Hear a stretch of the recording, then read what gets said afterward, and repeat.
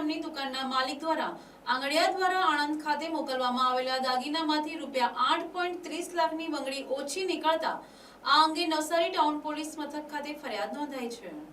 નવસારીના કંસારવાડ વિસ્તારમાં એક મોટી ચોરીની ઘટના પ્રકાશમાં આવી છે, જે અંગે કંસારવાડ વિસ્તારમાં આવેલા વિજય જ્વેલર્સના માલિક વિજયભાઈ શાહ દ્વારા નવસારી ટાઉન પોલીસ મથકમાં ફરિયાદ નોંધાવવામાં આવી છે।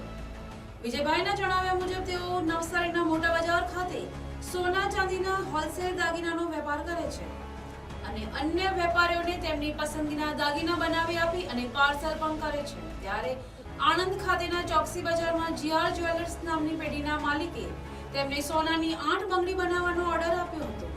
આ બંગડી તૈયાર થયા બાદ પેક કરી અને તેમણે તેમના ત્યાં કામ કરતા મિતુલ નામના માણસ સાથે અમૃત કાંતિ નામની આંગડિયા પેઢીમાં આણંદ મોકલવા માટે રૂપિયા 12.48 લાખની કિંમતની 8 બંગડી પેક કરી અને જમા આપી હતી, જેની રસીદ પણ મેળવી હતી। પરંતુ બીજા દિવસે આણંદ ખાતે પાર્સલ પહોંચતા આણંદના વેપારીનો તેમને ફોન આવ્યો હતો કે તમે મોકલેલા પાર્સલમાં 8ની જગ્યાએ માત્ર સોનાની 2 જ બંગડી અમને મળી છે। આ વાત સાંભળતા જ વિજયભાઈ 8 બંગડી પૈકી 6 બંગડી કોઈ ચોર ઇસમ દ્વારા ચોરી કરવામાં આવી હોય તેવું લાગી રહ્યું છે, જેને આધારે વિજયભાઈ આ સમગ્ર ઘટના બાબતે નવસારી ટાઉન પોલીસ ખાતે ફરિયાદ નોંધાવી હતી। ત્યારે આ ગુના અંગે વધુ તપાસ નવસારી ટાઉન પોલીસ મથકના પીઆઈ અશ્વિન સરવૈયા કરી રહ્યા છે। Report NTC news Navsari.